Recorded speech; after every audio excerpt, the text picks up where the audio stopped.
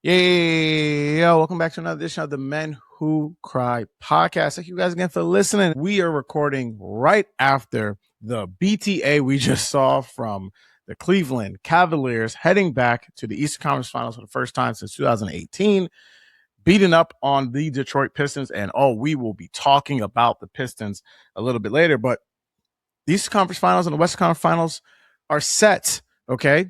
We have the Spurs taking on Oklahoma City, and we have this very same Cleveland team going to New York to take on the New York Knicks. By the time you guys are listening to this podcast, game one of the Western Conference Finals will have already taken place, and this would have been going live right before the Eastern Conference Finals game one is taking place. Interesting matchups for both teams. You can start with the Cavs in the sense that they did not look good pretty much at all during this run. I had Cleveland making the conference finals.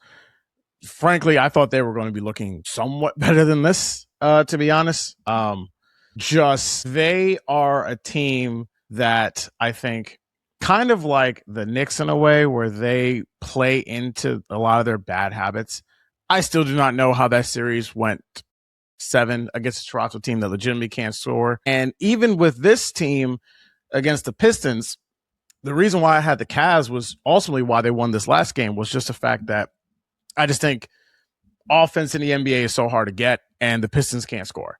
And I just felt like at some point that magic dust of what the Pistons were running on was going to run out and they would freak this series. This is the first time that we have Donovan Mitchell in the conference finals. I think they said on the broadcast, this is the first time we've had James Harden in the conference finals since 2018, probably when he was on the Rockets. And this is a moment for Mitchell because it's not only just his first conference finals, he's going against a team that could have traded for him. So that storyline would have gotten built out again. But it's also a time where he actually thinks, some people think that they will have a chance to get to their first NBA finals since LeBron James has been on the team, right? This is the most successful run that Cleveland has had in their history outside of LeBron being on their team.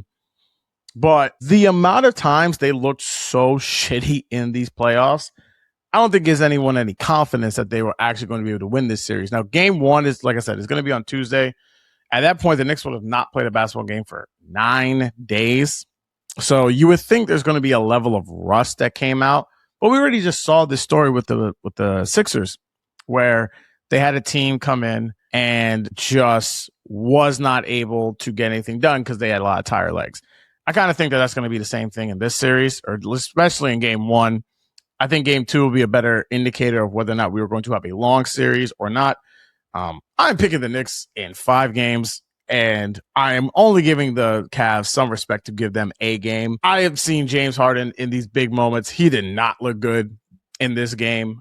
Again, shooting tour dates like always. There was points where you can clearly see he just decided to stop shooting the basketball. And I just think the Knicks' physicality is just going to beat up on Mobley and Allen, which it tends to do a lot. And they are just a team that I think, as you've seen in the playoffs, can't hit their peak enough times and consistently enough to beat another team, real team that can score 4 times in a series. They were, however, able to beat this Pistons team, which I will talk about for a little bit. And just, it's not even really anything about the Pistons per se.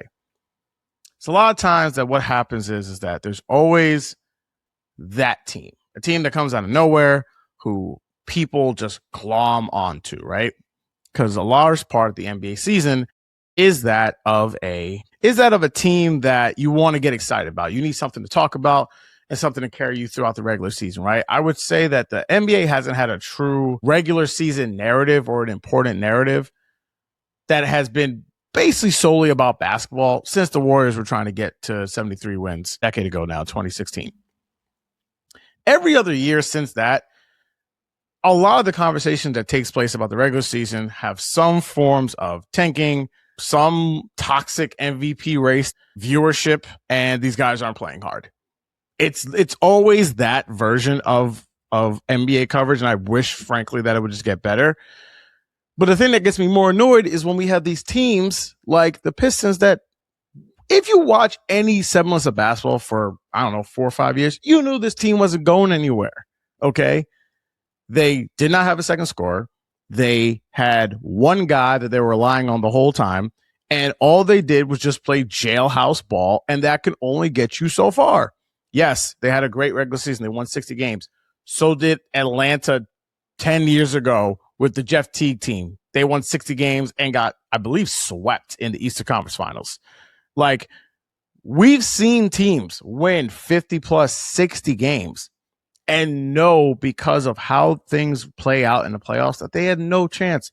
And this Pistons team got waxed at home by a Cavs team that I do not know was that good. Fundamentally, I don't necessarily would say that people want to try and say that, oh, they messed up at the deadline. They didn't try and go and get player X, player Y. To me, that is not any semblance of why they lost. I think that you do not make a move like that just because you think you have this one shot at it, because they are not a, role player away from getting it. They are like, we are putting all of our chips on the table away from really win the championship, because there's no purpose in trying to make the finals if you aren't trying to win the championship. And making a major trade for a superstar or a star level player, those things take time to gel. You can't just throw someone in during a season like that and for it to really, do well and go far. The Cavs are trying to do that right now because they did trade for James Harden, but James Harden is he's oddly a lot more malleable, I think, to different situations that I think we want to give him credit for, because he has played with so many different versions of teams, from him essentially being a third option for Brooklyn and OKC, to him being the number one option when he was on Houston, to him kind of being like the 1A, 1B option now when he was on the Clippers and now on the Cavaliers. His game is a lot more malleable than I think people want to give him credit for, even though he does have the ball a lot. But adding someone of that nature to a Pistons team was not the move that they should try and make. Their offseason is going to be very fascinating to see. They have all their draft picks. They don't have any really good young players. But when your second and third best players, Ausar Thompson and Jalen Duren, not only had, in Jalen Duren's case, a horrible postseason, Ausar Thompson had all of his flaws exposed. I don't know how you're going to commit roughly maybe $300 to $400 million in two guys that can't shoot. It's just not the way the NBA works. You can't have two guys on the court who can't shoot at all. And again, you can literally see the money leaving Jalen Duren's wallet as he was playing. I mean, in the Orlando series, he looked god awful, and there were times where you forgot he was on the court in this series against the Pistons, or against the Cavs rather. I mean, again, we do not look at Evan Mobley and Jared Allen as two physical freaks, and they were dominating him. Okay, when your own coach has to put in B-ball Paul, who might not be in the NBA next year, in the fourth quarter of big time games, that's a problem. And I don't know if the Pistons are going to give him the money that he is looking for, which is going to be, it's just going to be interesting, because I just don't think that him and Ausar are going to make sense together on the same team. Okay, the lack of shooting just isn't there. And listen, the Pistons going forward, they have a lot of things, like I said before, going with them, but that is going to be one of the major kind of things that they're going to have to look to address come in their offseason. But yes, like we said, Knicks, Cavs, I'm taking the New York Knicks in 5 games over them. Sliding over to the Western Conference, won't talk too much about Spurs Wolves, just in a simple sense that shout out to the Wolves for doing everything they could, but they also got shellacked in these games. And I think a lot of times, maybe it's the way that we think about these things, is that these game 6s or game 7s are these like highly contested, back and forth games. Maybe the conference finals and maybe like the NBA finals are probably a lot more kin to those. But there are a lot of blowouts. I mean, the Spurs blew out the Wolves, the Knicks blew out Atlanta, and the Sixers. We just talked about the Cleveland right now blowing out the Pistons. OKC blew out the Lakers, not in the last game, but the game before that. It is hard to match that level of energy for multiple games, but especially when you get down 1 game, 2 games, 3 games in a series. It's always the thing I remember. Max Kellerman, who used to be on First Take, always said this line that always made a lot of sense to me when he said it. He talked about the idea of anger, right? Or being mad. And he would say, if someone did something horrible to you, to where you got to the point where you want to physically hurt them, right? Whatever that thing is, they have done it to you, you want to physically hurt them. If the next day they do something else, right, that is essentially the same thing or a different version of that thing that will also get you to that level, you are not now more mad. You have essentially peaked at anger, right? Like the idea of you wanting to do something to hurt them was already met. All that has happened is you have to sustain that level of anger. That same thing happens in basketball, especially with energy. You can be as mad, you can be as upset, you can be as passionate as you want. But at the end of the day, if you're not able to execute and make the right plays, you're not going to do anything to anybody because you've already peaked with their level of anger. And the reason why I bring that up is because that's what happens to a team like the Wolves. They've hit that gas pedal too much. And when you hit the gas pedal too much, you end up with games where you end up just getting absolutely, utterly smacks. The Wolves are also in a funny spot because Julius Randle, once again, I'll always try to give love and respect to Julius as he was a part of the turnaround of a team that was, one of my favorite teams, or is my favorite team, but it's just dead before he got there. He was awful. And there are going to be so many times where he's just going to be put into trades, and having a team like Minnesota, who is oddly just in a quagmire state, because you have a guy who's arguably a top 5 player in the league and should be one of the faces of the league. And yet you just feel like ownership can be cheap in the sense of who they trade away in Karl-Anthony Towns. And number 2 is none of the big stars want to go there. And so they try to do different things by getting Rudy Gobert. They try to make that trade for Ron Dillingham that didn't necessarily work. And now they're going to be another one of the teams. And this is why guys like Kevin Durant can always act a fool, because someone's always going to want him, right? You're only as faithful as your options. And I think Minnesota is going to make a significant play to try to get Kevin Durant on the team again. Do I think that makes the most sense for them? Fuck no. But KD can't go back to that Houston locker room. He can't. Like, those dudes hate him. Whether or not he wants to drum it up in a certain type of way and be like, no, I wasn't saying that. You were talking crap about your teammates online on burner accounts, okay? And these are young dudes. They're not going to just forgive and forget that. That's just not how that works. So is he the guy they go after? Do they try and think and cover the nose and get Paul George? I can't see the Giannis thing happening. Do they try to bring in the big brain of Jaylen Brown, who, if you just look, just cursed out Stephen A. Smith? I don't know. But to me, they have to make somewhat of a big-ish swing. Not in the sense that I think Ant is looking to leave at any time soon, but there are just some type of dudes who I can tell aren't really good with losing. And this season aside, because there's so many guys just got hurt on this team, so this is not anyone's real fault.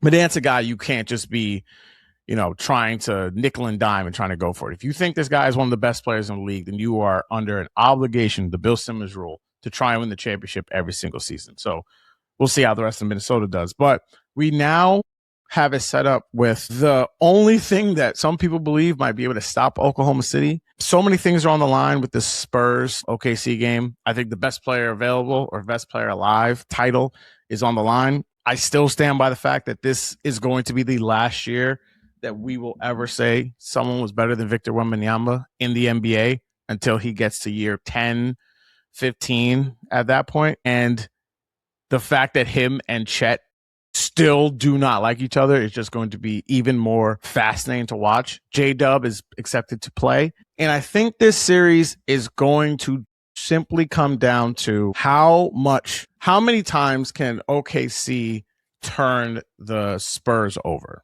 If everyone looks at the way the Spurs play, rather not the Spurs play, Oklahoma City play, they play in a way where it is almost like tied. You're tied. They might be up 2. You might be up 2. They might be up 6. You might be up 4. And then suddenly you're down 30. And you look around, and you're like, how did you guys get down 30? It's because they turn you over, they block your shots, and they just score every single time. As a half-court team, they're not the best at that. They a lot of times just rely on SGA to get their points. But that is the secret sauce of how to beat them, or how they beat you, rather. And the Spurs have multiple guys they'll be able to ball hand, so it won't just be one dude doing it, whether it's Fox, whether it's Castle, whether it's Harper off the bench. Obviously, they also have Wembanyama. I think that I'm still going with Oklahoma City in 7. I do think, though, that obviously if I pick this team in 7 games, I think that the Spurs can win the series. But I just think that for the Spurs to get all the way there, they are going to need to have it be no doubt that Victor Wembanyama is the best player on the court. And while I think that's in this series he will show that, I do think that the Oklahoma City overall team has more experience with it and understands what that moment is going to be like. And I think that they will ultimately prevail in a 7-game series against this team. And I think that this is going to be a series that we will be talking about for a long, long time, because these two teams are going to play each other in the playoffs, whether it's the conference finals, second round. These teams are going to be playing each other a lot for the next 4 or 5 seasons.